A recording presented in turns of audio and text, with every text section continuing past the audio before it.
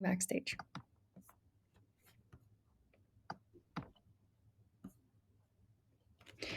Hello, everybody, and welcome. Thank you so much for tuning in today, wherever you are. I know that we have a global community here, so whether it's morning, noon, or night, we're really glad you're here because we have an exciting LinkedIn Live coming up. And we hope that this will be super interesting for experts and newbies alike. So before getting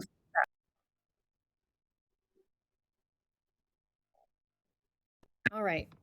I'm here. Before we introduce our speaker and jump in, I just wanted to give a very quick introduction for those who may be unfamiliar with our little community here. We're Biophilic Design. So I started this as a passion project and a community just to keep track of all the really cool projects from around the world as inspiration and to connect others who are passionate and as passionate as me about biophilic design. I grew up in Hawaii, and when I moved to the mainland, what we call the continental United States, I went through kind of a green withdrawal, and I was pretty shocked by the lack of nature, which drove me to study environmental design in college. And like I say, the rest is basically history. And for those unfamiliar with the concept of biophilic design, in 1993, Dr. Edward O. Wilson and Stephen Kellert co edited the biophilic design hypothesis, where they defined biophilia as the deliberate attempt to translate an understanding of the inherent human affinity to affiliate with the natural systems and processes known as biophilia into the design of the built environment. So, biophilic design is definitely not new.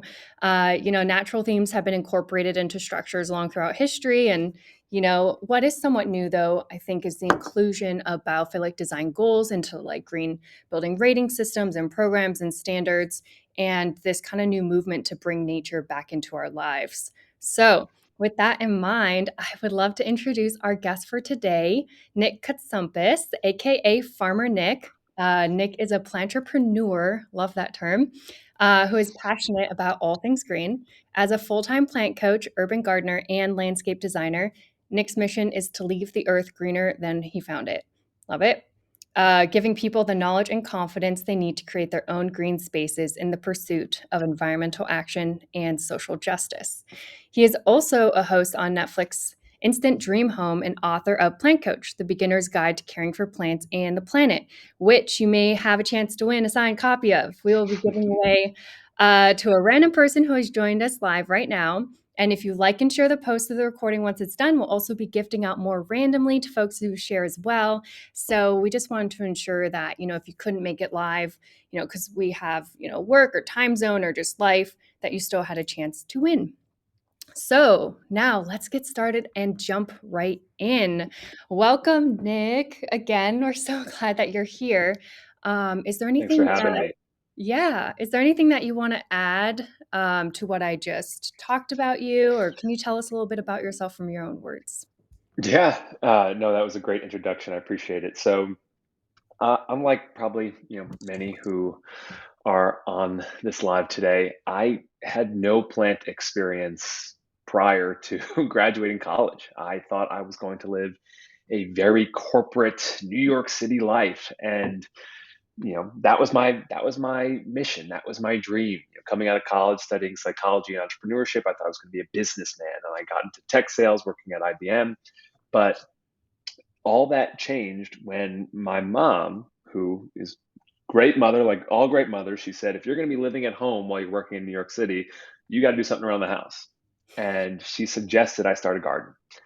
I had no prior plant knowledge, never owned a plant, never grew my own food or anything like that.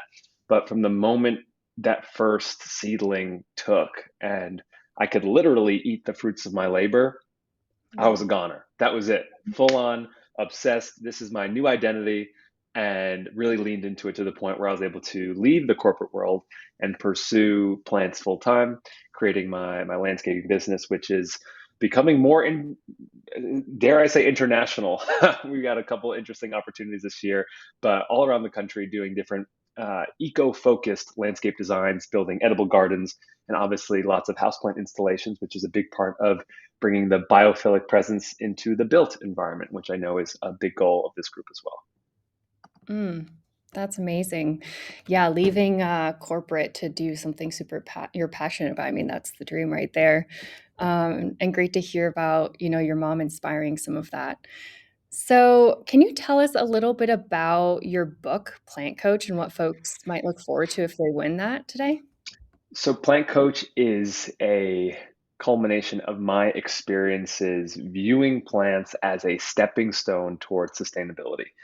I consider myself an environmentalist, and I would not have reached that point had it not been for plants. Because many of us, and there's this phenomenon known as plant blindness, where Mm, we are not able to identify or even perceive plants in our environment because we don't view them as similar to us, right? You don't see uh, ads to save the endangered Texas poppy mallow versus saving the chimpanzees, right? And the funding is geared towards that conservation. But when I first got into plants, it drove me to want to care more deeply about my role in a larger ecosystem. mm, So the book itself is not just talking about how to care for your plants in an eco-friendly way, but how you can use them to inspire others through design, through growing your own food, through whatever means necessary to start caring more about your role when it comes to combating the climate crisis. Because it's my belief, having seen it with myself and my clients,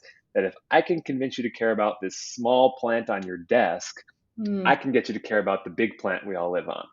And it's a mhm. long game. It's a long game, but I think you can get there, dare I say, organically. And when it happens, it's really amazing to see. Yeah, and, it's the small things, added up that make the big things possible, so I love that, and for folks joining who may be more of a newbie on the newbie side, starting small and growing from there is always an option. I personally just wanna talk about Instant Dream Home for a minute because I binged the show and I loved it. What was your favorite project and how was it working Oh, the show? so Instant Dream Home, for those that don't know, a series on Netflix where we renovate the homes of deserving families in one day, literally one day. Now, there is tons and tons of prep that goes into it, months and months in advance. So it's a very I would say unrealistic scenario for those who want to do their homes on their own. You're not going to have 215 people on your job site at once, which was a luxury for me working. But my favorite project was probably, I mean, it's the first episode where we built the edible sensory garden was really special to me, just because having a matriarch of the family wanting to grow food and have that experience when she doesn't have all of her senses was very powerful. But I think the most fun and challenging one for me was episode 5, where the whole project was the backyard. Like we turned this backyard into a theme park.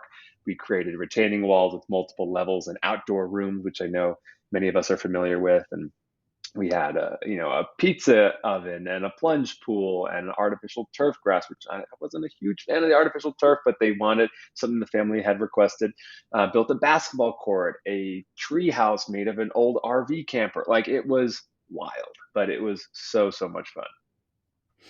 I remember that episode. They definitely are gonna have a lot of great parties using that space. It was Yeah, fantastic. yeah. Cool. Well, yeah, shameless plug for those who wanna binge something on Netflix and be inspired at the same time. Anyway, let's switch over to plants. So I'm so curious, what is your favorite, I guess, plant or flower and why? I know that might be a nearly It's impossible it question, but changes every day. It okay. changes literally every day. So I've got two right now. The one that kind of is been consistent and more symbolic in my life. I love any kind of helianthus or sunflower, Mm, just because they come in so many different varieties. There's an edible component to them. I played college baseball, so chewing on sunflower seeds and everything was a big thing growing up.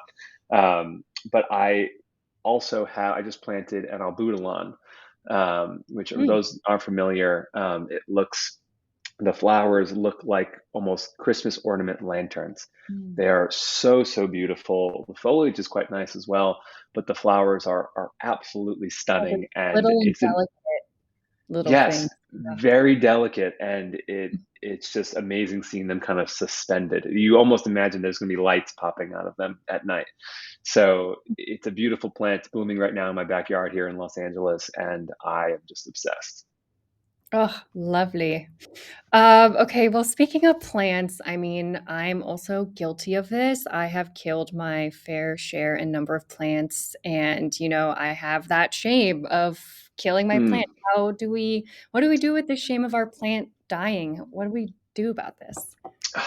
You know, I still kill plants, right? It happens, Oh, okay. and mostly it happens because of my travel schedule. It's not Yeah. because of lack of care, just not always being here. And my roommates, they do their best, but it's not always the farmer Nick touch that some of the plants need. But I'd say that instead of feeling shame for killing our plants, because it does happen, I think it's more so how can we use this as a learning experience so that when the next plant comes around, I can be better.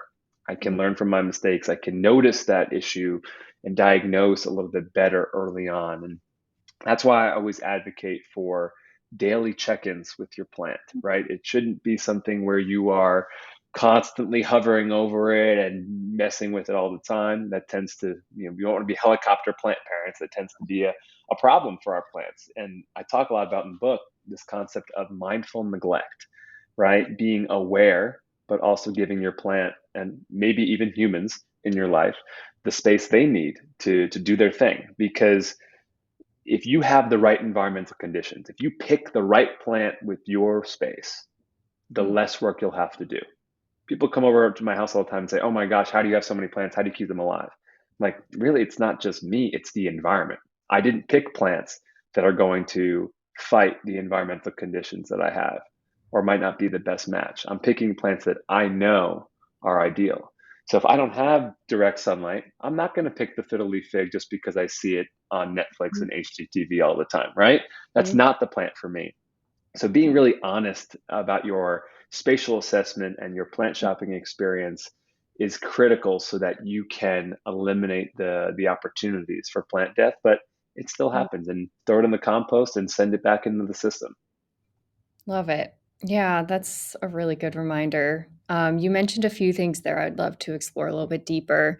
I mean, it sounds like there's really not a single way of caring for your plants, and each plant has like a unique. I think you've even said they have a unique like personality. I would love to hear more about that. I think you said plants aren't black and white; they're green, which I absolutely love. So, what are some tips and tricks of like picking the right plant for your space or diagnosing when it's not doing well? Like I Mm. browning maybe means overwatering or too much sun and wilting under like, what are some of these, like, little tips and tricks that you can share?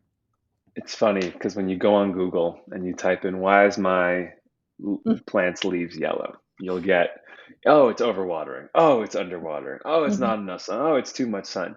It's impossible to know because those people, and they might be experts writing their opinions and their view on things, they don't know your space.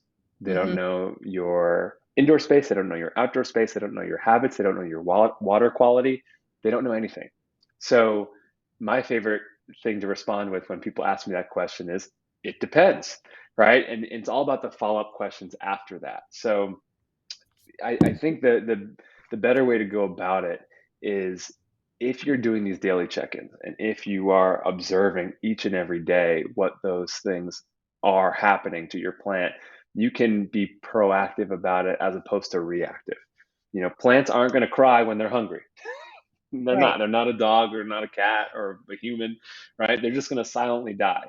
So to be more proactive about it and start noticing those changes and being aware of everything in your ecosystem, I think is key to being able to pick up on some of those changes. And the reason I say ecosystem is because it's also outside of your home too. If you live in an apartment in New mm, York City and all of a sudden the scaffolding goes up because there's construction next door and you lose all your direct light, but you're like, "Oh, the care card says water once a week, so I should water once a week." But if your soil's not yeah, dried out, then you shouldn't water. So mm, instead of being prescriptive and following a hard set schedule, you have to really just observe that ecosystem and be able to find ways to make it your own. Because what works for you might not work for somebody else. If I told someone that I have a fiddle leaf fig that is 6 years old living in a plastic pot with no drainage holes, they'd look at me like I was crazy. but I do, and it works. So don't let anyone else tell you that there's only one way to do it. Hmm. That's really great, but also it never helps me when I'm trying to find the right answer on Google. But Yes, uh, and when I do get those questions, and oftentimes, but whether it's a paying client or someone on Instagram, we really dive into it. I say, hey, show me the space, like show me what you've done before, how much water, have you fertilized before? So those follow-up questions will help you get closer to it. mm, that's fantastic. So, for folks who maybe are more new to growing or owning plants, how do we help inspire them to grow a green thumb? What are some ways that folks can bring nature into their lives? It's like you said, New York City, maybe you don't have a balcony. Maybe you don't have, a lot of like a backyard for outside gardening. How can we bring, nature inside? Grow food. Grow Mm, food indoors, and it is possible. And the reason I say grow food first is because houseplants are easy. You can go, go Home Depot, bring home a plant, and let it go. But growing food is a little bit trickier, and you can do something as small as a little herb garden on your windowsill. You mm, can do microgreens. I've got microgreens in my garage, which I love, and they're super quick and very rewarding. But the reason I like saying to grow food first is because starting something from seed gives you a new appreciation for how slow plants mm, are. And as much as you might want them to put out a new leaf and grow really quickly and germinate, plants are working on their time. mm, And by seeing that process start to finish with food, which has an end result, right? Plants you just kind of look at, right? But food has an end result that benefits you. You build empathy for that process. You build empathy for the plant. You build empathy for the food you have. You build empathy for the farmers who you'll never meet who are growing your food. mm, That piece is so critical to that first step of environmentalism is just mhm, having that empathy and realizing like, wow, this is a lot. And no matter what space you're in, you can grow something. And one thing I tell my clients all the time, especially in smaller spaces or spaces without as much light, uh, the grow light capabilities that we have nowadays are incredible. These LEDs are so powerful. They do not heat up like, they used to, and you can get them in full spectrum so they can be any mm, color that matches the other lighting in your space. And if you have a lamp, put a grow light in there. No one's going to notice the difference, right? Now all of a sudden you've activated a new space in your home that previously couldn't sustain life. And mhm, it's funny, like I actually have no plants in my room, which is kind of ironic, but because I want all my plants to be downstairs where my roommates are. So when I'm traveling, they can water them. But if I did have plants in my room, I would take all these floodlights and just replace them with grow lights. Because if I mhm. can match the Kelvin or the warmth with the other lights in my space, which is not that hard to do, all of a sudden I can turn my room into a greenhouse without having any light whatsoever. Wow, that's amazing. I'm just thinking of like, you put a grow light in it. You put a grow light in it. You put a grow light. Yep. Yep. Yeah, I think the idea of an herb wall at home is just such a lovely one. So I want to ask you something maybe a little bit more tricky, maybe a little more controversial. Mm. Um, native plants. So, how do you view native plants and how do you incorporate them into your design? It's a great question and a topic that is very top of mind in every landscaping circle that I'm a part of right now, and especially on social media too. But I think coming out to Los Angeles, the emphasis on native plants was even greater than it was when I lived in New York because of the water crisis that we have here. Native plants being much more adapted for the drier conditions in Los Angeles. But when you walk around my neighborhood, you'll see irrigated lawns, which are the bane of my existence. And you will see tropical plants, which are taking so much water, right? Mhm. And to see that is very discouraging. But at the same time, using native plants from a design perspective and educating people, I think, is incredibly important because it can not just benefit the climate problems, but also that ecosystem, those birds, the certain insects that depend on those specific plants. Obviously, the monarch butterfly's relationship with milkweed is probably the most well-known example of those symbiotic relationships. But there are many others you might not even anticipate at a much smaller scale in your local area. Um, the tricky part becomes is that native plants are not always the showy plants. They're not always the ones that look the best all year long. There might be, and there are periods in the summer where they look brown and dead and terrible, depending on what kind of plants they are in your area. At least in Los Angeles, they get very burnt out, right? But when I'm designing, I look to do two things. Number one, every plant that I put in is going to be either a native plant or a naturalized plant, a plant that is not invasive, Hmm. but plant that can handle the current climate, right? If you're in Los Angeles, plants from South Africa, plants from the Mediterranean, plants from Australia, they fit this climate well, and they're not going to take more resources to produce. So those two are the two things I'm looking for. Obviously, no invasive plants ever in any circumstance, no matter how good it looks. And then the second thing I'm looking to do is find if it's going to be in that category, what are the other pollinators that I can attract with this design, because I don't want it to just look nice. I want it to be feeding something and adding to that ecosystem. So I would hesitate to put a percentage split on what percentage are native plants and what percentage aren't, because it certainly depends client to client. But we lead with that approach, and a lot of clients are starting to see that more in the zeitgeist around landscaping as a whole. That's amazing. Yeah, you mentioned kind of adaptation. I mean, especially with climate change, it seems like, what we define as native might not actually work anymore. And, how do you like respond to, climate adaptation? It is so difficult, right? And not just for landscaping, but farmers, especially in these areas, are struggling with these climate issues. And I'm looking at the weather we've had in LA recently, and we've had literally 2 weeks of rain, which is so abnormal. But Hmm. that volatility, you might say, "Oh, that's good. California's dry." It's like, okay, yes, it might be good from a water perspective, but because it's rained so much, it's actually washed away a lot of landscapes and taken a lot of plants that are native that are not used to that much water and ruining certain gardens and different things. So it might be a busy spring for me, which is good in some ways, but it makes planning for the future very difficult when you can't anticipate what the weather is going to be like in an ever changing climate. Mm-hmm. Yeah, and I think that kind of goes back to your point of like being more immersed with your plants, right? And going back and visiting. It's not just a one and done, right? As things change, as you're like if you're in New York and the scaffolding goes up, same with outside. Like you need to kind of be more integrated and aware of those changes.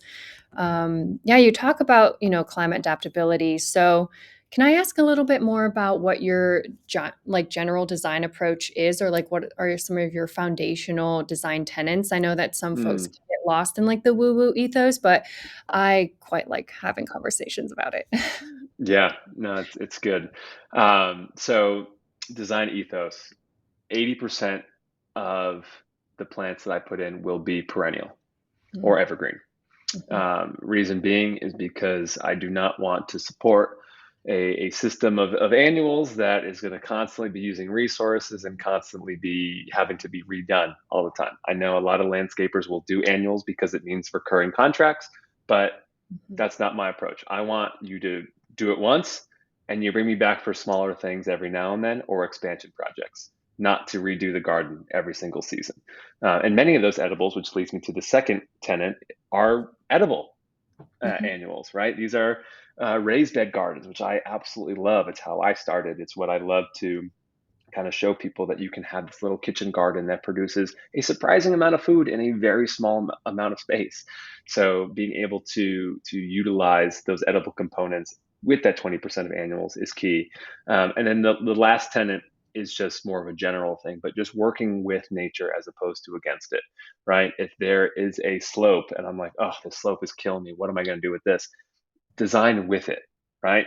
I was working up in Rhinebeck, New York on a couple projects, and there's so much rocky shale everywhere. right? It was a pain. But then I said, okay, well, what if I dug up these bigger pieces and then made a flagstone pathway with these and cut them out and shape them? Mm-hmm. Great, right? Like free material. So to be able to use what the land is giving you, and instead of fighting it, being like, all right, like this is who you are. Great. I'm not trying to change you.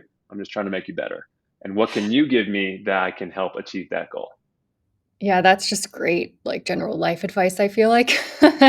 Yeah. Um, so this is always tricky, especially, when you understand so much about, like, the complexity of climate and habitat and perennials and edibles and all of this. So how do you balance, especially when you're trying to, pitch or get a new client, the aesthetics, the performance, the costs, longevity, all of that? For many clients and most clients, it's going to come down to cost. Mhm, That's above all. And mhm, you know, that can be tricky sometimes because when they are very budget focused, they want what they want, mhm, and it's hard to steer them away from that. But typically, what I will do is I'll say, listen, like I know you have your ideas, and that's great. I'm going to take the concept of your ideas and I'm going to morph them into our design language. mm, And it might not be the exact plant you wanted, but it's going to be a plant that is similar color, maybe a little bit hardier in your region, going to require less water, right? And I see that often, and especially here in LA with the lawn issue, right? mm, Oh, you want a lawn because you have kids and you have dogs? Great. Who am I to say you shouldn't? But how about clover? How about carapia? How mm, about California no-mow grass? What if we did part of your lawn like this and the other part like that? So it's not necessarily, disagreeing with them, but showing them that there are other ways that they might not be exposed to before. And at the end of the day, if you can make it look beautiful, they don't care. They just don't. They want it to look good. And if I can say, hey, listen, that tree that you had, it's great, but what if we did a plum tree, which is going to flower and look beautiful in the spring anyway? Great, and it produces food. What a bonus! So there's so many little, just small nudges that can get them thinking in your philosophy. mm. I love that, yeah. So, kinda tying it back into our little community here, I would love to hear, what does biophilic design mean to you? Why is biophilia, as a concept just so important? Hmm. I wrote about this in my book. I did Mm, a deep dive into the etymology of biophilia, right? Bio meaning life, philia meaning love. And the Greeks, Greeks, I love talking about Aristotle, right? Greeks or Aristotle picked philia of all the words that he could have used for love, agape, philia, a bunch of different words. And philia means brotherly love, not romantic love, not like love of an aesthetic, brotherly love. And what I found interesting about that choice is that it puts plants on the same plane as humans. oh, It's not saying, oh, we are loving this object and can do with it what we please. mhm, Instead, it's we are loving you like a brother because we are equals in this together. And I think that little, just small reframe really resonated with me because then it said, okay, if this is my brother, if this is my sibling, my familial family member, what am I doing to protect it? All right, how can I do everything I can to protect my family, my community, my ecosystem? And I think if we use that with a design focused approach, and instead of saying, hey, let's put plants on a pedestal, it's like, hey, we are all part of this community, this ecosystem together. I think it will make more environmentalists than not. mm. Yeah, that's really beautifully said. That's amazing, and I think when we're speaking of creating, more and new environmentalists, the next generation, my mind always goes to kids and the next generation. I know you're pretty passionate about that too. Is there anything you wanted to mention on, how do we captivate and inspire? I mean, half those kids are already there, but Yeah, the kids thing, it makes me really excited, but it also makes me really frustrated. The Mm, reason I'm excited about it is because if you can get someone who is 5 years old, interested in plants, caring about the planet, wanting to grow things and get involved and get their hands dirty, which is something kids want to do anyway, right? That's a beautiful thing. Where I get frustrated is that there's not resources for kids or many role models for them in the plant environmental space specifically. And I look at, my growing up, I had a grandfather who took me on hikes and did all these nature focused things, but I never made the connection to environmentalism. Never had someone who was saying, hey, this is why we need to protect this. And I think with many social issues outside of the environment, they get gendered. Mm, Why is it always the women talking about these issues? mm, And as a straight cisgendered white male in this space, there are not a lot of me, which is surprising. So I think it's important to, especially for young boys, to realize like, hey, you can still run around and play sports and be masculine, but also care about the flowers in your garden and care about the planet. It's not a female issue in that mm. way. So I'd love to do kids TV one day, and that is a goal that I'm manifesting and trying to work towards, that to create educational opportunities for kids and especially young boys. But until that point, I'm going to be remaining frustrated that there's not enough resources. So I guess got to find a way to do it myself. Oh, well, I love that, and I look forward to seeing whatever you, I'm sure, will create in the future. And you kind of touched on some of the other aspects, and I think it came out a lot when you were discussing growing food is kind of like the injustice, right? And there's a lot of Mm, food deserts, and a lot of folks just don't have access to green spaces, to food yeah. generally. Which is why I think, your idea of growing things inside, growing your own food is definitely one step towards helping some of that social injustice. Yeah, the food growing aspect of it is not just delicious and fun, right? There are many areas, especially in our urban cities, but also in rural areas, where families are food insecure. Mm, Hesitate to say food desert, right? Because food desert implies that there is not food, when in fact there is food. It's just not the food that keeps us healthy. mhm, And some of these terms you can throw around: food apartheid, mm, food swamps, are areas where there is just not enough. And I think for me, working with community gardens is the most rewarding work that I do, because you see how food secure insecurity manifests itself in different communities. When mhm, I'm going to Miami and working with Health in the Hood, there's lines of cars waiting for food pickup. When mm, I'm going to Nashville and working with the Growing Together program, there are immigrants from Bhutan and Burma working a 1 acre plot of land in suburban Nashville. They speak no English, but they're supporting themselves and their families and the community. mhm, Two totally different populations in different parts of the country with the same problem with a different solution. mhm. And when you go through that and you see those experiences, obviously you recognize your privilege and you check that, but you also realize like, okay, how can I help educate people, whether it's through Instagram or clients, what have you, to be able to grow their own food in any way possible, even if they do have access. Because once you build an empathy for how difficult it is and those that don't have, it will Mhm. change your perspective and probably inspire you to take action in some way moving forward. Yeah, I think that's a really good reminder as we have these discussions from very privileged places, that, there is a lot of need out there. And I am inspired by the community driven solutions, especially around some of these very complex issues. So, with that, I guess, that's one of the challenges. What are some other challenges and opportunities of, getting more sustainable and green design adopted, whether that's trying to get Mm, convert. I know in Detroit there was a big movement of like converting abandoned lots into like places where they can grow food and like yeah. community CSAs and things like that. What other ways can like our community here? What can we do to try to get more green design adopted? Find interior designers. They are the key to this equation. And I know it sounds kind of silly, but they're the ones who get hired to work with many kinds of projects, be it commercial, be it residential, what have you.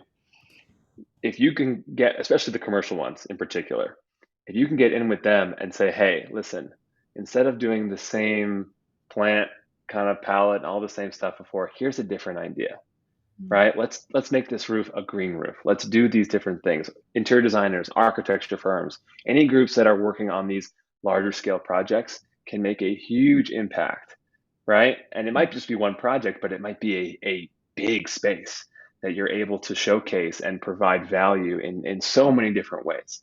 I think that is an avenue that not a lot of designers think about. Yeah. And instead they go forward with, oh, I've got to go find individual clients, this, and that. But Mm. they will introduce you to many people. And I've seen that with my own business and being able to take on these different projects. At the more local level, I think being able to offer your services and your time to local community gardens. I volunteer twice a month at Alma Backyard Farms in Compton, which is a urban farm that not just addresses food insecurity, but also hires previously incarcerated individuals. And I said, hey, how can I help you do what you do best? And whether that's volunteering, whether that's working with their design team and being able to be a part of the harvest and the pruning and maintenance process, or connecting them to my people and being able to provide more resources, right? Like I like to be the mycelium in the soil that's making connections and distributing the resources. And that's a reference everyone here should get, which is great because I make that sometimes people have no idea. But it's so important to be able to recognize like, okay, I'm at this point, and if I can take these resources and see the next direction where they need to go, then you are making an impact and serving your ecosystem. That's great. And a lot of this starts local, shows that there is always opportunity to grow your skills in an environment with other folks too. That's fantastic. Well, I'm going to ask another question, and then I think we have a few questions from folks who are live. So I do want to try to get to a few of those before we wrap up, because I know we're running close on time. Before I go to the folks that are live, so if someone's looking to get into the field professionally, what kind of advice or bits of wisdom can you share? I know you just kind of mentioned a few. Is there anything else that comes to mind? Social media is a pain, Mhm. but it helps. It helps. I only am able to do what I do because of social media. And it started with me literally taking on free work, working for my friends, working for my family, doing things at very low cost to be able to capture content, tell a story, show an end product, show that design journey. And then it starts to create a circle and it's renewable. Because if I take one client here and then I make content about that client, and some other client, potential client sees it, and they say, "Hey, can you do my space?" And then we do their space. It becomes a Mhm. cyclical system, which is great, right? It's awesome, but you can't do that unless you have some way to tell that story. And yes, word of mouth helps, but being able to just say, "Hey, I'm going to take 5 minutes out of my design job to give a plant tip or take a picture before and after. Those things matter and it will lead to more work and you start building your design repertoire because to be honest, like I was never formally trained. Like only after I started my business did I start taking classes at the New York Botanical Garden and everything like that, but I'm not a trained botanist or landscape designer. But just by having that avenue to express myself and my ideas and my creativity was something so valuable that I think a lot of established firms are looking to expand upon. I find that really inspiring, that you can just with passion get into the field, right, without any formal training. I think that's great. And just starting, from inspiration from your mom and growing food, I think that's great. Okay, so I'm going to jump to a few questions. Hopefully, we can get to all of them. So the first question is from Hina. I hope I'm pronouncing your name correctly. So, how do you go about the notion of designing nature, the balance between helping create equilibrium versus taking ownership, controlling perhaps natural selection, etc.? Mm. It does depend on the region you're in. It depends on the specific family and what they're trying to accomplish. But I think one interesting example that we had is a client in West Hollywood. Family is French and Filipino, and they wanted a mix of different things that represented their culture, but also was functional for the space in West Hollywood, which gets very hot and very dry, which is certainly not Manila where they grew up, right? So being able to look at that and say, okay, if I want it to be Mediterranean and I want to be able to do these things, I'm going to focus on fruit trees. Maybe do an alley of lemons and oranges and different things like that, which makes them feel like they're back home in southern France. But then maybe in the shadier spot of the garden where there's almost no direct sunlight, maybe that's where I'm doing my tropicals and having it be more Filipino inspired and using Monstera and Alocasia and Pothos and different things like that. So it's it's a big balance. And obviously, in West Hollywood, I'm not pulling out amazing plants from the landscape that I can already incorporate. It's very built and developed. But anytime you have an opportunity to use what is currently there, and obviously tapping into the native plants in that area, I think is essential to creating that balance and that homeostasis in nature. Fantastic. We have one from Crystal. She says, I have 3 boys, 3 to 8 years old. I'm a biologist, but not a great teacher per se. So, any information for creating more opportunities around landscaping and plants for boys would be awesome and very welcomed. I think we kind of talked about this, but anything else to add there? I mean, I'm looking for it myself, so I have to start creating something, right? And Yeah. I think it might be in the form of a YouTube channel, especially geared towards younger boys, but also women and girls as well. But just something that can be fun and get your hands dirty and make something beautiful, make it project based. I think project based learning is the best, right? It's not Yeah. just learning for learning's sake, but it's like, hey, our goal is to make this, but to do that, we have to do steps X, Y, and Z. Mhm. That is the key. And shoot me a DM because I would love to use them as a case study if I can provide any value as I start creating this curriculum. But it is very top of mind. Yeah. How can people contact you? Where are you? You're on Instagram. They can go to what's your website? Yeah, farmernick.com or at farmernick on Instagram. Shoot me a DM, shoot me an email at nick@farmernick.com.